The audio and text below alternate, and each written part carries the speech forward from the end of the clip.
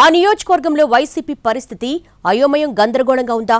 మరి నోట్లో నాలుగు లేని వ్యక్తిని ఇన్ఛార్జిగా పెట్టి పార్టీ అధిష్టానం చేతులు కాల్చుకుంటోందా? మ్యాటర్ ఏదైనా సరే పలాయనమే ఆ ఇన్ఛార్జికి తెలిసిన ఏకైక పరిష్కారమా? ఎవరా లీడర్? ఏంటా ఫెయిల్యూర్?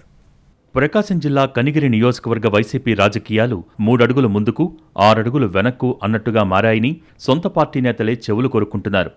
గత ఎన్నికల్లో పోటీ చేసి ఓడిన దద్దాల నారాయణ యాదవ్ ప్రస్తుతం ఇన్ఛార్జిగా ఉన్నారు. కానీ పార్టీ శ్రేణుల్ని సమన్వయం చేయటం మాత్రం ఆయన వల్ల కావటం లేదు అన్నది కేడర్ అభిప్రాయం. గత ఎన్నికల్లో ఎమ్మెల్యే అభ్యర్థిగా పోటీ చేసి ఓడిన నారాయణను మాత్రం ఇంకా గతంలో ఆయన పనిచేసిన జెడ్పీటీసీగానే ట్రీట్ చేస్తున్నారట కనిగిరి లీడర్స్, కేడర్. స్వతహాగా సౌమ్యుడని పేరున్న నారాయణ గట్టిగా ఎవరికీ చెప్పలేక కొన్ని సందర్భాలలో పలాయన మంత్రం జపిస్తున్నారని, గ్రామస్థాయి వర్గ రాజకీయాలను కూడా పరిష్కరించలేకపోతున్నారు అన్నది పార్టీ వాయిస్. కనిగిరి టౌన్లో ఉండే పార్టీ కార్యాలయాన్ని కూడా తీసేసి ఎక్కడో ఊరి చివరన ఉన్న తన ఫామ్ హౌస్కు మార్చటం వెనుక కారణం కూడా గట్టిగా మాట్లాడలేకపోవటమేనట. అద్దె భవనంలో ఉన్న కార్యాలయాన్ని ఖాళీ చేయాల్సి రావటం, పార్టీ నేతలు కలిసి రాకపోవటం వల్ల మార్పు తప్పలేదని అంటున్నారు. టౌన్లో ఆఫీసుంటే అందరికీ అందుబాటులో ఉండేదని, ఇప్పుడు ఫామ్ హౌస్లో పెట్టడం వల్ల సొంత పార్టీ కార్యకర్తలు కూడా అక్కడికి వెళ్లలేకపోతున్నట్టు చెబుతున్నారు. మరోవైపు పార్టీ అధిష్టానం ఆదేశించిన కార్యక్రమాలు తప్ప నియోజకవర్గంలో ఇన్ఛార్జ్ యాక్టివ్గా ఉండటం లేదట. కనిగిరి నియోజకవర్గంలో బలమైన ఓటు బ్యాంకు ఉన్న యాదవ సామాజిక వర్గానికి చెందిన నారాయణకు అదే స్థాయిలో ఓటు బ్యాంకు ఉన్న రెడ్డి సామాజిక వర్గం ఓట్లు అదనపు బలమైన గెలుపు సాధ్యం కాలేదు. తగినంత అర్థ అంగబలం లేకపోవటమే అందుకు కారణమని చెప్పుకుంటున్నారు.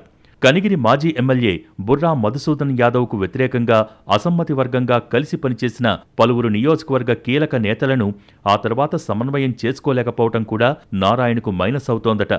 పార్టీ కేడర్కు విడి సమయాలలో దొరికే ఇన్ఛార్జ్ వారికేదన్నా అవసరముండి కాల్ చేస్తే మాత్రం నెట్వర్క్ కవరేజ్ ఏరియాలో ఉండరని అంటున్నారు. పార్టీలోని కీలక నేతలు తన మాట వినరు అనే సందర్భాలలో నొప్పింపక తానవ్వక అన్న పద్యాన్ని గుర్తు చేసుకుంటారని అంటారు. మరోవైపు నారాయణ రాజకీయ అరంగేట్రం చేసిన రోజుల్లో బీసీ ఐక్యవేదికను ఏర్పాటు చేసి ప్రధాన కులాలను టార్గెట్ చేసుకుని మాట్లాడటాన్ని నియోజకవర్గ ఓటర్లు ఇప్పటికీ గుర్తు చేసుకుంటున్నారన్నది ఇంకో వెర్షన్. సొంత సామాజిక వర్గంపై నారాయణకు పట్టు లేకపోవటం, వైసీపీకి సపోర్ట్ చేసే ప్రధాన సామాజిక వర్గాల నేతలు ఆయనతో కలిసి రాకపోవటం కూడా మైనస్ అయి నియోజకవర్గంలో వైసీపీ కేడర్ మరింత అయోమయంలో పడుతోందని అంటున్నారు.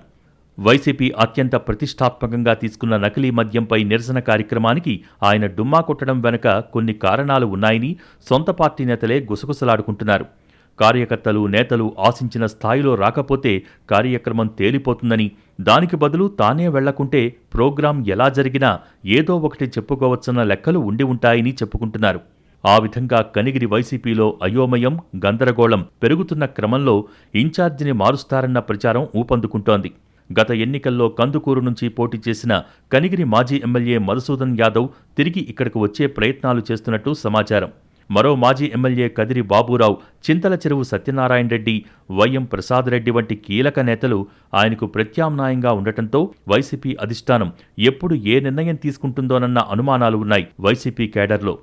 ఉమ్మడి ప్రకాశం జిల్లాలోని పలు నియోజకవర్గాల ఇన్ఛార్జీలను ఇప్పటికే మార్చినా మారుస్తున్న క్రమంలో కనిగిరి అయోమయానికి అధిష్టానం ఏం మందు వేస్తుందోనని ఆసక్తిగా గమనిస్తున్నారు పార్టీ నాయకులు.